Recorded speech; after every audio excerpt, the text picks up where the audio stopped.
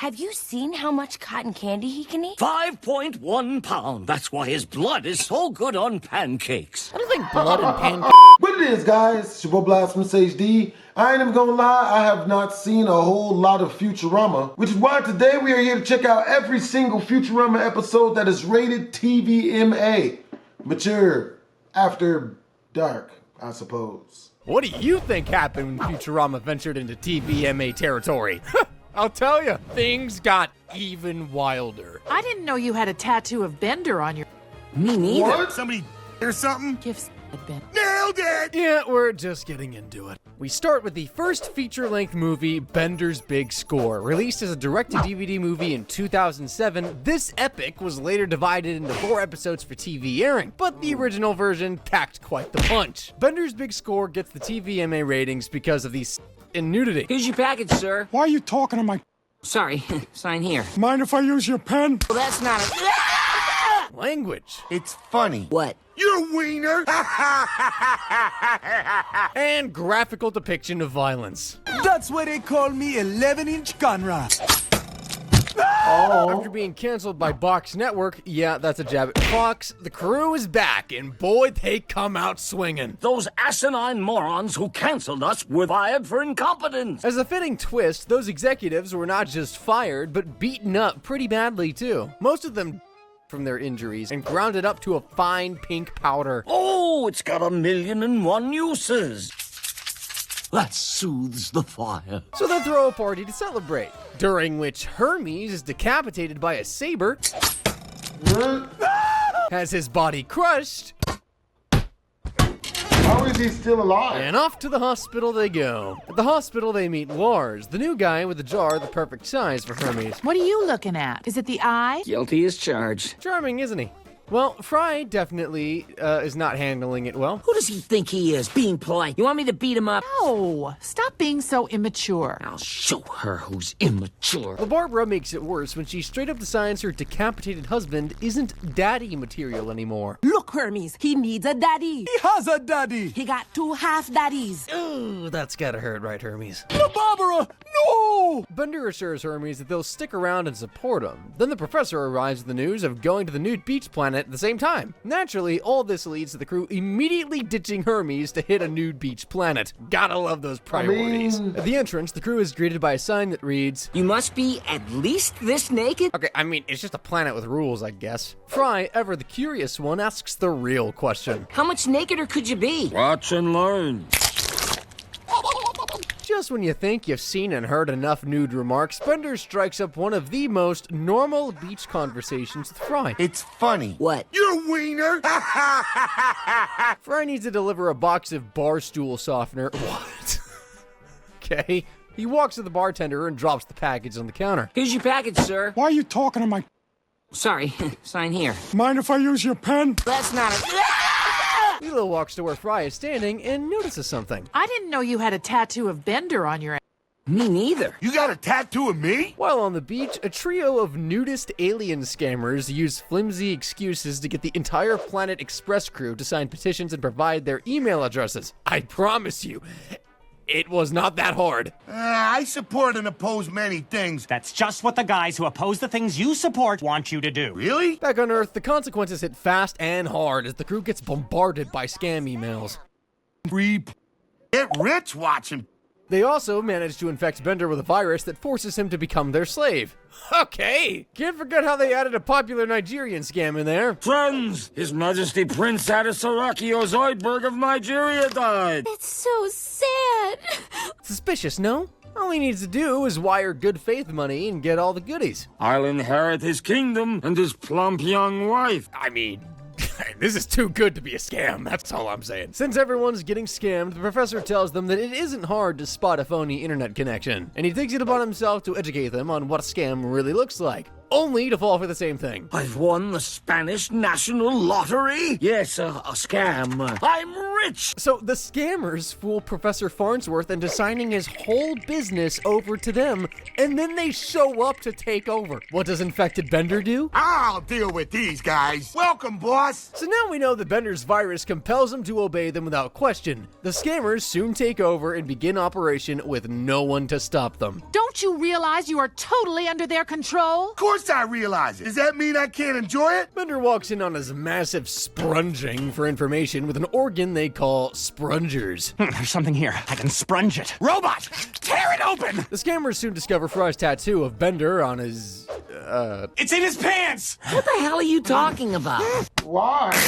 They put Fry's bum under the microscope and find a code. They then ask Bender to read it, and when he does, a green orb appears called A time sphere. We have sprunged upon the universal machine language time code. Key to time travel! Nibbler shows up to issue a dire warning. They must not use the code or it will shatter the universe. We better use it only 3 or 4 times. 6 max. Being left with no choice, Nibbler asks Niblonians to attack the scammers, which does not end well for them. Okay, one of the more interesting moments happens when one of the nudist scammers manipulates time to save the world. Nah. I went back to last night and met the me of that time for a drink. We ended up at my place. After learning that Fry's butt tattoo is the key to time travel, because that makes perfect sense, the scammers start plundering Earth's past for all of its riches. They've got Bender under their control, so naturally he's sent on a time-traveling rampage, swiping up all the good stuff. Sorry, it's not quite finished. Let's just say he may not make it to the Last Supper. But the fun doesn't stop there. Bender's also stealing the Nobel Peace Prize and, casually blows up New York City. Blow that up. You know, as one does. And when the scammers ask for a doomsday device because they definitely need one, Bender in his virus-controlled state happily obliges. Like all rich people, we're gonna need weapons to shoot poor people. In self-defense? Yes, that too. Go steal the doomsday device chained to the professor's wrist. Never! I'm kidding. Bender, showing the finesse of a toddler with scissors, just hacks off the professor's hand to get the device. Here you go. Put it in the safe, Clanky. The professor? Not super thrilled, but hey, he's got Zoidberg on hand to stitch him up, and of course Hermes takes his opportunity to make things weirder. You do a nice job, Zoidberg. Okay. Naturally, Hermes decides Zoidberg should fix up his decapitated state and asks Bender to head back in time to get him a new body. What do I do with your old head? Don't care in the slightest. Can do. Bender somehow fetches Hermes' body from the past decapitated, and they called it paradox-free time travel in the movie, but how? Paradoxes aside, Zoidberg, being a less than amazing surgeon, commits one of the greatest oopsie-daisy moments in medical history. You incompetent crab! Thought you were happy. Your tail is wagging. Meanwhile, Leela and Lars have really hit things off, and they go on all sorts of romantic dates. Fry is still losing his mind over it and can only watch their love blossom from a distance. Satisfied with the massive haul they've acquired, the scammers decide to vaporize Fry just to keep his butt out of the wrong hands. Nice try, but you might have memorized it. I can't even remember my mother's maiden name. It's serious business when people are arguing over the ownership of someone else's buttocks. Desperate, Fry activates the time code and zips back to the year 2000. Hello, 2000. I'm home. Happy New Year, naked weirdo! Happy New Year. But don't worry, Bender's on his tail. He gets sent back to 2002. 2000 as well, not 2002. And he's tasked with the simple job of terminating Fry. Yeah, they literally sent a robot back in time to... Dude, sound familiar? Buy him like some sort of dispatcherator? Yes, and don't forget to terminate him. Preparing to terminate Philip Fry. Fry has no clue he's about to be stalked by the world's most incompetent assassin. Bender, in typical Bender fashion, gets sidetracked by... beer? First time ever, I gotta use the bathroom. If I leave, I might miss Fry. Unless... 001. His solution? Sending another Bender to finish the job while he takes a bathroom break. Yeah, that's the level of commitment we're working with here. No. Just when you think it couldn't get more He didn't convoluted, commit at a all. third Bender shows up. Who are you? I'm Bender from way at the end. I came back to put this rub-on time code on Fry's... So what are you now, a butler? So yeah, we've come full circle. And Fry's tattoo? Totally self-inflicted. by Bender. But spoiler alert, Bender can't bring himself to finish Fry off, and things start falling apart with an auto-destruct sequence. Entering auto-destruct sequence. I hate auto-destruct sequence! Fry locks this Bender in the cryogenic pod and then escapes before the first Bender can catch up to him. The movie jumps forward 12 years because why not? And we find Bender still hunting Fry down. That's dedication for you. He eventually reaches a house where he tracked Fry to. I'm here to you. Wrong Fry, that's his little nephew. But with some direction from the kid, Bender eventually finds the real Fry and follows him to where he stays. Bender takes out his gun and shoots the place down.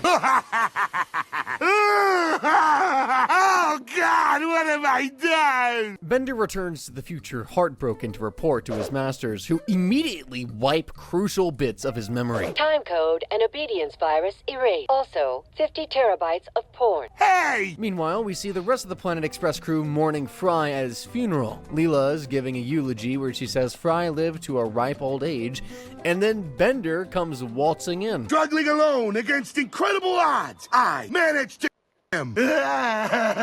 When Amy tries to comfort him and tell him he's not to blame, he turns on her. I blame all of you. How can you possibly blame us? It ain't easy. It just proves how great I am. Oh, Fry. And while he's wailing about his supposed, guess who walks in alive and well? Did someone call me? No. Yep, Fry's back, and Bender's heartbroken that he didn't actually succeed. I don't want people to say I'm incompetent, so I better again. Bender, stop for a minute. I mean, not that anyone's surprised. Bender's assassination skills are about as reliable as Zoidberg's surgeries. The professor then asks the question every one of us was thinking. Bender, centuries ago, how in Satan's glorious name did you return? Oh, it's an astonishing tale of incredibleness. Fry's explanation is an astonishing tale of incredibleness. He recounts how he survived, and trust me, it is as convoluted as you'd expect in a Futurama time travel narrative. It all began when I went back in time. Duh. So how did Fry survive? Naturally, we get one of those totally logical time travel explanations. He recounts how he returned to the year 2000, but couldn't buy pizza from Panucci's with futuristic money. And that's when it hit him. He was delivering pizza back when he got frozen the first time, only of course the pizza is cold now. That's when it hits him for the second time. He can just travel back an hour using the time code so he can just get warm pizza. This leads to a string of events where Fry meets a duplicate version of himself, putting Bender in a cryogenic state. Then it hit him the third time. Frozen Fry still had a wallet of old money. And yada yada yada. He ends up frozen and back to the future. And instead of reflecting on, Fry being alive, the professor's got bigger fish to fry. Like how the time code on Fry's ass is tearing apart the universe. Man, if I found a time code on me that allowed me time travel, I'd go back and learn all the winning lottery numbers, all the tickets. $800 billion. Nibbler brings up a suggestion. We must remove the time tattoo at once, painlessly as possible. Yeah, painlessly is relative in Futurama. But wait, remember those pesky nude scammers? They're back, and they're after Fry's tattooed behind. They burst right in, ready to cause some havoc, but Nibbler proudly declares that he has erased the code. What follows is, of course, the scammers sponging Fry's butt thoroughly. The only information we found was a hair. Give me that. 9. All right, let him go. The time code really is gone. Things on Earth begin to go from bad to worse. The nude scammers are running the planet into the ground by repossessing everything. We're repossessing your TV. Seems you can't afford it now that you're unemployed. We're not unemployed. Despite their dire situation, Lars and Leela keep their romance going, and in that moment, surrounded by screaming skulls, Lars holds her, looks her into her eyes, and reassures her. You're the woman I've been waiting for all my life. With that, Leela invites him to her place. They arrive at her place just in time to see it get demolished. All tenants evicted? Signed new owners? And I think you already know who the culprits behind this is. Every member of the Planet Express crew is left living like actual bums in an alley. They talk about how this was the worst Christmas when evil Santa suddenly appears. The Planet Express crew, according to my list, you've all been very naughty. I'll be back for you after I collect my milk and cookies from starving orphans. But it's not all doom and gloom. Lars saves the day by defusing an actual Christmas tree-shaped bomb. Bomb in a case is just like a head in a jar. Not blowing us up makes me love you even more. And as you can imagine, Leela's just head over heels for Lars at this point. Fry is just left watching it all unravel with his usual level of maturity. Life-saving goody-goody. Fast forward to the wedding day, and despite Fry's attempt to sabotage the wedding, everything goes off without a hitch. At first. Meanwhile, Hermes deals with his own marriage drama and shows up ready to win his wife back. He does have a body now, after all. Sort of. I always said you were a little backward. Well, I always said you were a little forward with my wife. She promptly ditches Barbados Slim for Hermes. Leela and Lars walk the aisle and prepare to say their vows, but that's when things go south. Just as Leela's about to sign the wedding agreement, she accidentally hits Hermes, and in a final stroke of bad luck, a whole chandelier falls on him. I warned him. Barbara cries over Hermes' body for like 2 seconds before just leaving him again. Lars, after feeling all of this tragedy in the air, decides the wedding is off. Oh my goodness! Finally, a happy ending. They arrive home where Richard Nixon, president of Earth, announces on TV how there's a deal that would allow them to buy Earth back from the scammers. It seems we've won their $quadrillion family sweepstakes, and all I had to do was hand over our last remaining land and water as collateral. Long story short, Nixon got scammed, and now the scammers own all of Earth. So the Planet Express crew and the rest of Earth evacuate to Neptune, which is apparently incredibly cold and full of Yetis. The situation sucks for everyone, so they decide to rebel and finally fight back against the scammers. And who else do they get on their team but the one, the only Zap Brannigan? His plan is, no kidding, to use children as human shields. I'm forming a children's brigade. Will the following youths please step forward? By the time the battle starts, Zap is, well, zapped immediately, and Leela takes command. The Earth crew are about to lose when Hermes, who is still a talking head, asks to be wired directly to the ship. Who knew that would turn the tides in their favor? Oh, Hermes, I've been such a fool. And he even won back his woman for like the 1,000th time. Why do you even want to be with her, dude? Like, all that's left now are the scammers and the doomsday device they stole from the professor. Or so they thought. Turns out, Bender, the master criminal, stole the stolen device and was about to deliver some white-hot karma.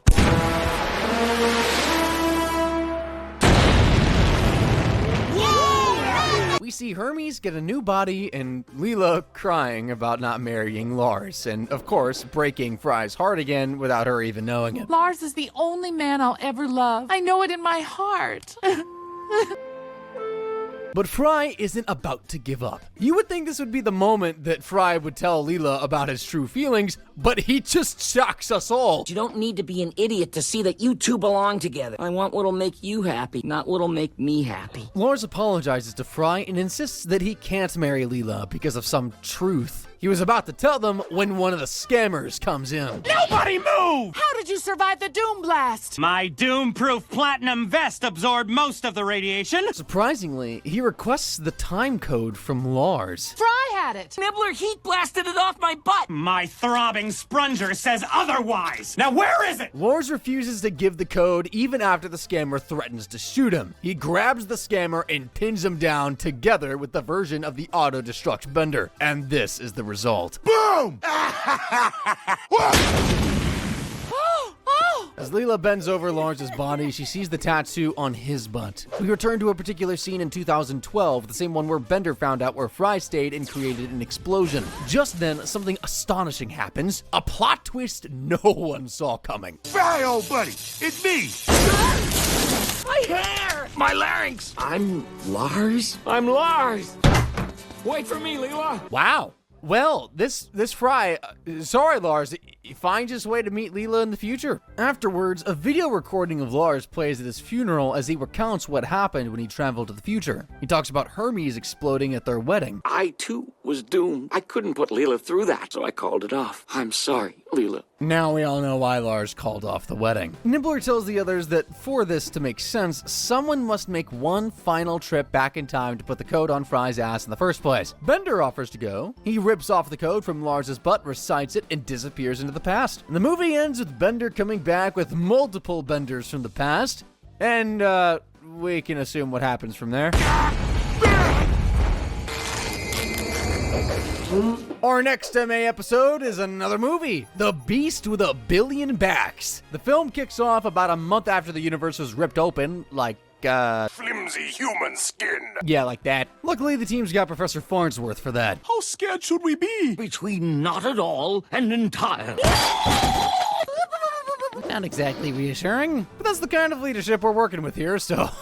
To make things worse, the news anchor announces that, in his opinion... Gruesome awaits us all! So, yeah, things aren't looking too great. While the crew debates their impending doom, Fry's off dealing with something much more complicated than a rip in the universe, introducing his new girlfriend, Colleen, to the rest of the team. Oh, hey, everyone. This is Colleen. Bender and the others aren't exactly thrilled about Colleen, especially when she shows up with her cheery, upbeat attitude and compliments. I like your shoe. And just like that, we got our first taste of Bender awkwardness. This is awkward. Introducing your new girlfriend to Chesty McNag.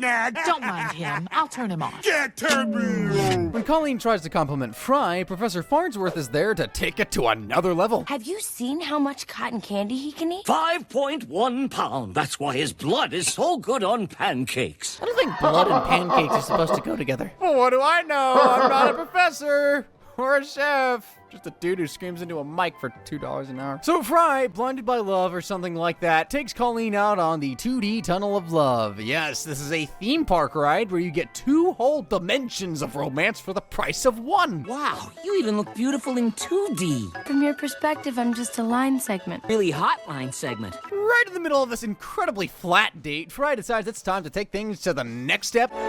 Will you be moved in with by me? That's our boy Fry. Never one for traditional romance. Despite the clumsy phrasing, Colleen says yes, and just like that, Fry's on cloud 9. Meanwhile, Bender? Oh, he's not taking this well at all. You moving in with her? Why can't she move in with us? Just curl up at the foot of the bed. What's up with the third wheel attitude, bro? Now, let's forget Fry's love issues for a moment, because there's a massive universe-tearing anomaly hovering in the sky, and you know Professor Farnsworth isn't going to let that go unnoticed. So, what does a good professor do when faced with an interdimensional rift? Hold a conference, of course. At the conference, we get a classic Futurama cameo. The head of Stephen Hawking floats in his jar like some kind of scientific oracle. I am the pickled head of Stephen Hawking. Black hole hawking? Wow. If I knew I was going to meet you, I would have done something with my hair. You should have. But this wouldn't be a Futurama movie without a little academic rivalry, and Farnsworth's nemesis, Professor Wernstrom, shows up. I agree. Wernstrom. These two have been competing for decades, so naturally they don't settle their differences with polite debate. No, that would be too dignified. How you throw your teeth at somebody as a way to get them to shut the hell up? That's a new one. Instead, they do what any self-respecting scientists would do. After Wernstrom says that he's got a squad of graduate students eager to risk their lives for a letter of recommendation, Farnsworth decides to meet the bar and set a higher one. My team is twice as qualified, 3 times as expendable. Which is some pretty hard talk. But Wernstrom isn't done yet. Oh, tough talk for someone with only 1 Fields Medal. Oh. Both professors eventually decide to settle this like men of science and challenge each other to a scientific debate. Nah, I'm just kidding. It's a game of death ball. Planet Express! Go even more, my team! One deadly game of ball later, the Planet Express crew win and Farnsworth declares victory over Wernstrom. This is when Fry finds out Colleen's been hiding something. And it's not just a little secret either. Come here, winner. Oh, she's been... I'm not gonna say it. Come here, loser.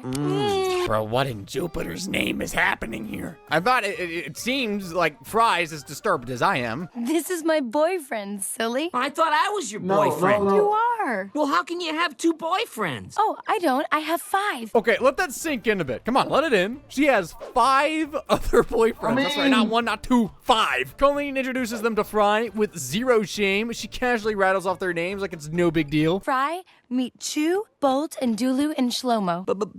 And sure, maybe it's not a big deal to her or some other people, but to Fry, I think it bothers him. And just when Fry thinks it couldn't get any worse, one of them even offers to help him move into Colleen's place. Welcome to the relationship, buddy. There's my butterscotch. Poor dude, man.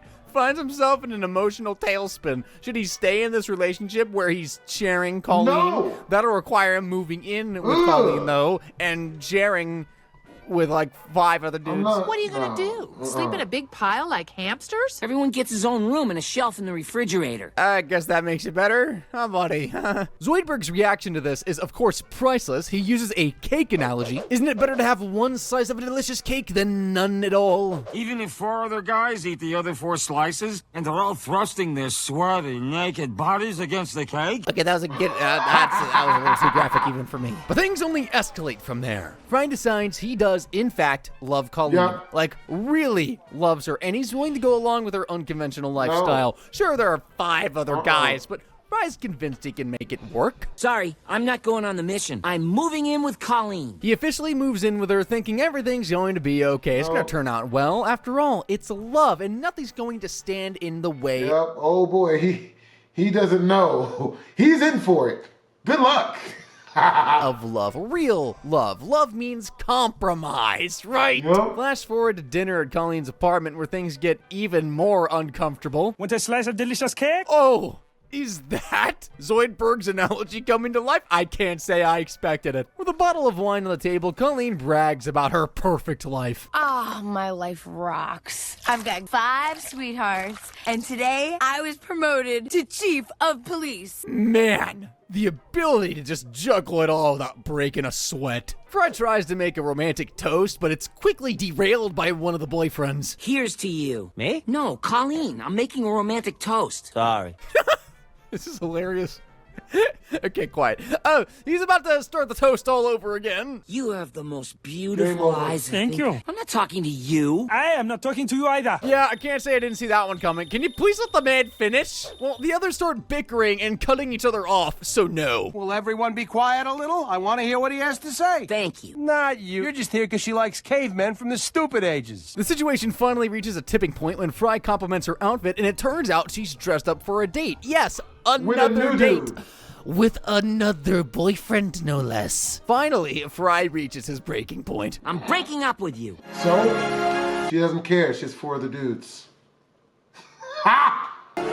Me? The Planet Express crew are true to their words and are ready to explore the breach. Ooh, let's send a robot, because you can always buy another one for $20. Really? Well, it's $30 and there's a $10 mail-in rebate. Fry's had enough of this universe and decides that whatever's on the other side of that rip in the sky has to be better than his current situation. I can't take it, Leela. I need to go away. Far away. Forever. While Bender's getting initiated into Robot Secret Society, Zap Brannigan is leading the military effort to attack the anomaly. Zap's plan to destroy the anomaly goes spectacularly wrong. Instead of successfully firing the missile, Zap impatiently jams the fire button and accidentally Kif in the process. Oh. That's right, poor Kif gets slingshotted back into the mothership, splattering in the goo.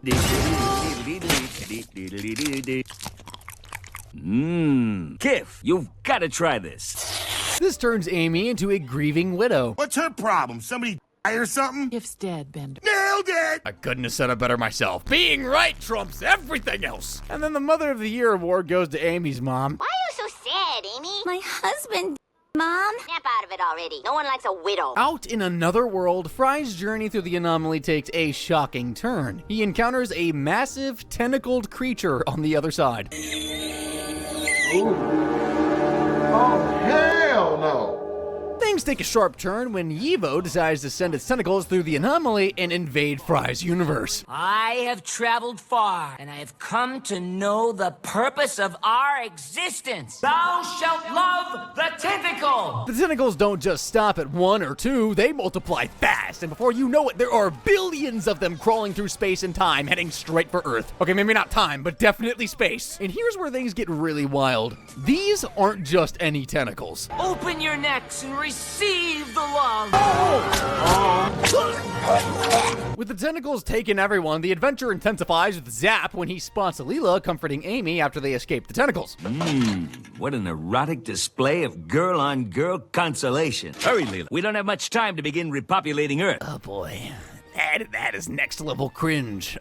I would know. Meanwhile, Fry's still preaching the gospel of the tentacles, and he reveals its name and apparently its pronouns as well. Yivo has no gender. Yivo has proclaimed that instead of he or she, we are to use the word shkli. Leela, who's been skeptical of Yivo all along, finally reveals a shocking discovery to the world. Yivo talks a lot about love. What he's actually doing Shkli's actually doing is mating with you. Yep, everyone who's been attached to a tentacle has technically been essentially forcing itself on the entire universe. Yivo surprisingly admits that and explains, At first, I desired only to bang out a quick cheap one with your universe. Your universe dresses provocatively. Does not. Yivo then claims to have eventually fallen in love with our universe. In a surprising act of goodwill, Yivo even resurrects Kif, bringing him back to life after Zap's disastrous missile mishap. With Kif back and Yivo's tentacles removed from everyone, things start to settle down, but Yivo's not done yet. In fact, Yivo's got an idea. Why not take the entire universe out on a date? A romantic, universe-sized first date, and somehow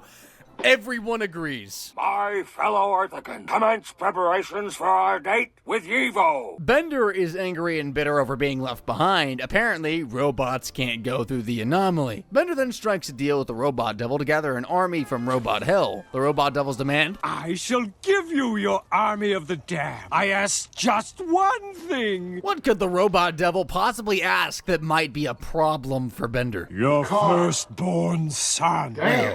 No one, absolutely no one would sacrifice their firstborn son to the devil in exchange for an army. Okay, wait a minute. Daddy, I knew you'd come back.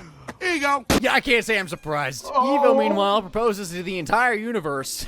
The sheer absurdity of an entire universe moving in with a giant tentacle monster is bonkers. Bender, ever the outcast, is left behind with the rest of the robots. Wait, let me come with you. I'm sorry, Bender. Robots don't go to heaven. But don't worry, Bender's not giving up yet. Just when he's about to drown in boredom, he receives a letter from none other than Fry. And this isn't just any letter, it's a special one, made out of electromatter. The same stuff that can actually hurt Yivo.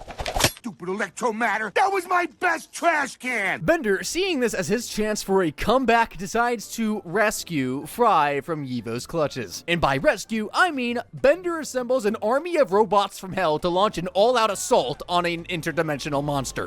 If robots can't go to heaven, heaven can come to us. The assault is, of course, chaotic. It's an all-out brawl between robots and tentacles, with Fry caught right in the middle, trying to convince Bender to just chill out. But this is Bender we're talking about here, and chill out is just not in this dude's programming. I did this whole pirate-themed attack for you. When Yivo realizes that Fry broke the sacred promise never to contact another universe, Yivo is heartbroken. Yivo, feeling betrayed, decides to break up with the whole universe. I must leave now. The nature of your universe is burning me, even worse than my gonorrhea. You should get checked, by the way. But here's the kicker. Yivo doesn't leave alone. Instead of sticking around to repair things, Yivo takes Colleen. So after all of this, falling in love with a tentacle, becoming the tentacle pope, and leading a universe-wide religion, Fry ends up getting dumped for the one person he had tried to forget, Colleen. Yivo has taught me what a narrow-minded prude I was before. So what am I supposed to do now? Find a girl from your own universe and live on top of her. So as Yivo and Colleen disappear back into another universe, the anomaly closes for good. Fry, as you might imagine, is not handling things well. And how does he move on?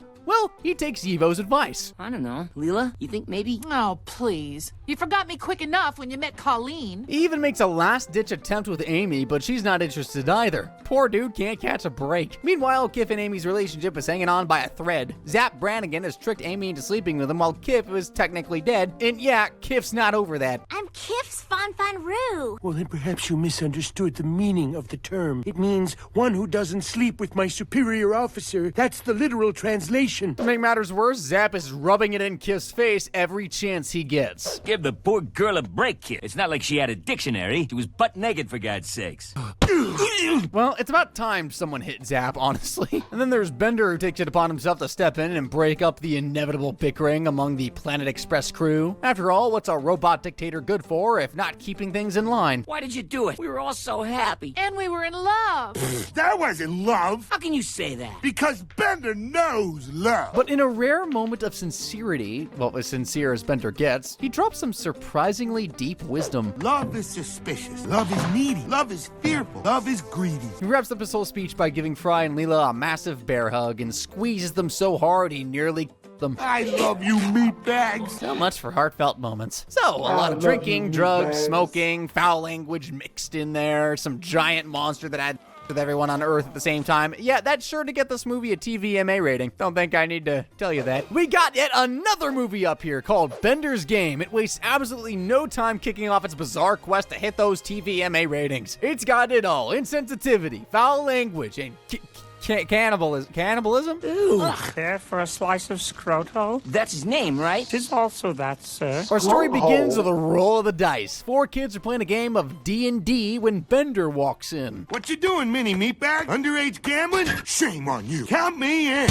Of course, they tell him they aren't gambling and proceed to give him the scoop on what Dungeons & Dragons is. We're playing Dungeons & Dragons. Fighting for our lives in the lair of the dragon. Wrong. Right now you're deep in a folding chair. Wow. Everything is just literal to Bender right now. The kids wonder if he even has a drop of imagination. They decide to ask him the obvious question. Were you built without an imagination? Don't be stupid. Of course not. The Planet Express ship is running on fumes, but you'd never know it from the crew's laid-back attitude. Well, until the computer chimes in with a half-hearted warning. Out of dark matter fuel. That's not a warning. A warning's supposed to come before something bad happens. With their last drop of dark matter, Fry does the unthinkable. He checks Nibbler's litter box. Yes, that Nibbler, the adorable alien poop machine. Fry, gleefully scooping up a steamer like it's the Holy Grail, drops it into the fuel tank. Yes! I've never been so excited to see poop! Okay, you gotta wonder what kind of life choices led him here. With a collective sigh of relief, the ship roars back to life. They barely make it to a dark matter fueling station by the skin of their teeth, and the remaining Nibbler poop only to be hit with a fuel price that'd make anyone's jaw drop. Can you believe the price of dark matter? It'd be cheaper to fill the tank with Nobel Prize winners. You know what? She's probably not wrong. But things take a turn when a couple of redneck space truckers pull up beside them and mock the ship's color, calling it puke green. It's called electric mucus. Leela, the cool-headed captain, immediately loses her cool. They don't know who they're messing with, and she's not about to let their electric mucus paint job go unavenged. The rednecks brag about winning demolition derbies 5 times, going on 6, and Leela decides that that's all the invitation she needs to prove their ship isn't the junkyard reject these yokels think it is. Leela's already revving the engines, ready to enter the derby despite Professor Farnsworth's firm ban on wasting fuel. He's been trying to control costs ever since the dark matter shortage hit, which, let's face it, makes sense when you're charged over $600 for a fuel tank. Farnsworth isn't messing around either. He's even taken to swallowing the ship's keys at night to prevent any joyriding. But does Leela listen? Comment down below. Do you think? No, she doesn't. She doesn't care what the professor says. As far as she's concerned, they're entering that demolition derby to prove their ship is not a piece of junk. When Zoidberg asks if that won't turn their ship into a piece of junk, Bender responds, "Shut up, Zoidberg! He's right, Leela." But we have no choice. Rednecks insulted us. So, let it go. Don't let your temper get the better of...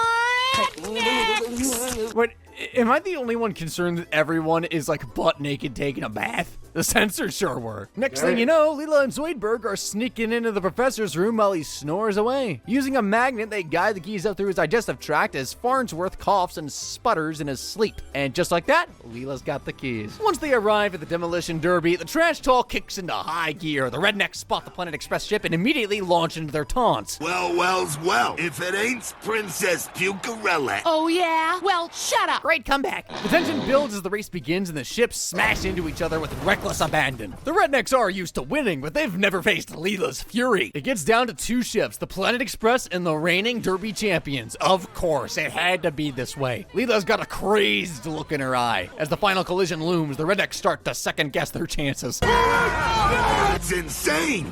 But you're insane here, right? Nah, I've decided to relax and enjoy life from now on. Leela and the crew secure the championship. Sure, the ship's a little worse for wear, but it's nothing they can't handle, right? Well, Farnsworth's about to weigh in on that. As for you, Leela, I'm letting you off with a warning. Thank you. Farnsworth gives her the collar with the utmost glee, and from here on out, Leela's in for a rough time. She's getting some shock therapy, Futurama style. Just a few moments later, Leela's already getting her first shock for threatening Zoidberg, and she is not pleased. That's a good one.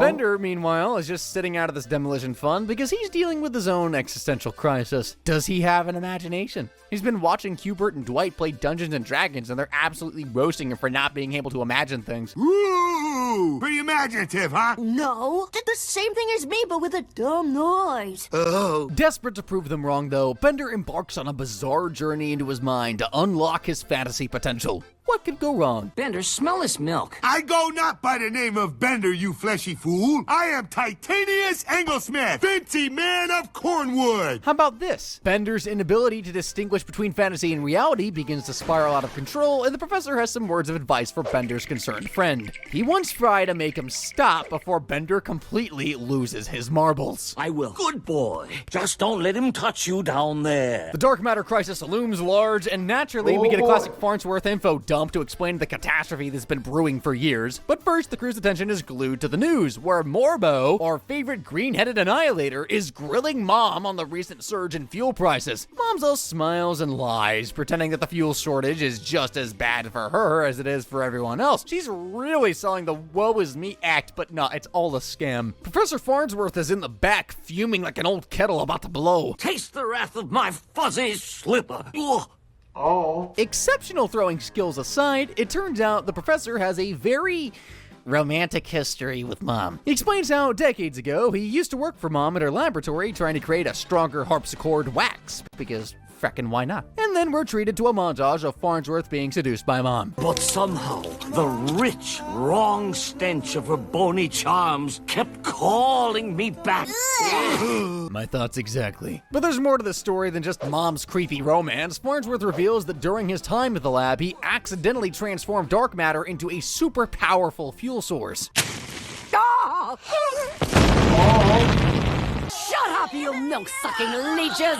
Now, here's where it gets even more interesting. Farnsworth didn't just make the dark matter crystal, he also made an anti-crystal, a fail-safe that could render dark matter useless if the two crystals ever came into contact. But of course, there's gotta also be a kicker here. Farnsworth has no idea where he left the darn thing. He has the foresight to create a world-ending device, but somehow forgot where said world-ending device is. Makes sense. Luckily, the answer is closer than anyone realizes. Back in the present, Hubert and Dwight are playing Dungeons and Dragons with Bender, and guess what? They've been using the anti-crystal as a 12-sided die this whole time. And Mom, being the snoopster she is, has been keeping tabs on Farnsworth's little revelation. Jesus craps! The anti-backwards crystal! Ow! Sorry. Relax, it's not your fault. Oh. I can't believe it still exists. She sends her three idiot sons, Walt, Larry, and Igner, on a mission to retrieve the die from Planet Express. They dress up as owl exterminators, and Fry lets them in without a second thought. One of Mom's sons tries convincing the boys that the dice is an owl egg that's about to hatch into an owl larva. Didn't know butterfly owls existed, did you? What are you, stupid? Dodecahedral crystal I found hidden in the downstairs walrus tank. Inside, the professor quickly realizes what's going on and calls out Mom's sons on their terrible disguises. Things escalate into a slapstick showdown with the sons trying to exterminate an active owl to prove their cover, only for Igner to screw it up. Just knowing we're in the same genus makes me embarrassed to call myself Homo. The professor regains possession of the die, and the crew sets off to Mom's dark matter mine to put a stop to her empire, where Mom is prepping two of her sons to attack the Planet Express ship. When they ask about Igner, their brother, Mom does what Mom does. Blow Farnsworth out of the sky. What about Igner? That hairless ape, when he came out, I flipped a coin whether to keep him or the afterbirth. In Mom's minds, they discover Nibbler and other Nibblonians being force-fed chickens and prune juice to produce dark matter fuel. Those are good. The crew tries to run, but are intercepted by Mom's guards. The professor swallows the anti-crystal to keep Mom from getting it, because that worked out so well before.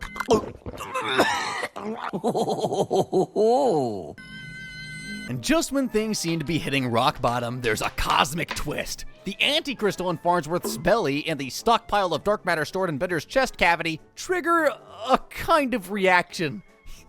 You can't make this stuff up. Actually, Actually, you can. It's all made up. Suddenly, Bender and the crew are all sucked into his imaginary world of Cornwood, a dimension born from Bender's overactive, newly discovered imagination. It's like Lord of the Rings, but with 100% more insanity. Fry and Leela wake up to find themselves in full fantasy character mode. Leela is now a centaur named Legola, because of course, and Fry becomes Frido, the confused hobbit stand-in whose main role is to carry the Die of Power. Bender's still fully in his Titanius Anglesmith persona, rides in on a majestic steed. He greets Fry and Leela with a flourish and invites them to his castle for a feast. We are honored this eve by a visit from my friends of old, Frido and Legola. They're soon joined by Greyfarn, Farnsworth's wizardly alter ego, who reveals that their mission in Cornwood is to destroy the Die of Power before Mammon gets her hands on it. The adventure begins. They step inside a cave and things go from weird to Futurama level weird when they meet the supposed tunneling horror, which, surprise, surprise, turns out to be Zoidberg, now a giant centipede-like creature. Naturally, Legola goes full savage. Leela, it's over! I'm not taking any chances with the tunneling horror! She brutally assaults Zoidberg and rips out his hearts before realizing she may have overreacted. I'm not the tunneling horror. I hate that guy. Anyway, I'm...